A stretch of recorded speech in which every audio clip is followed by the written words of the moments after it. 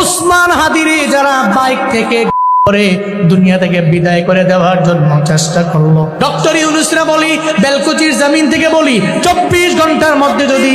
ওই সমস্ত অপরাধীদেরকে আপনি ধুইরা বাইতুল মুকাররমের সামনে আনেন, লক্ষ লক্ষ জনতার সামনে থাকবে, এর বাইতুল মুকাররমের সামনে ঝুলাইয়া যেমনে সে মারার জন্য হাদির কপাল বরাবর মাথা বরাবর গুলি চালাইল, আপনিও যদি আদেশ করেন এই মিডিয়ারা সব তোমরা ক্যাপচার করে নাও, এই লক্ষ লক্ষ জনতা তোমরাও দেখে নাও, তোমরা হাদিরে মারার জন্য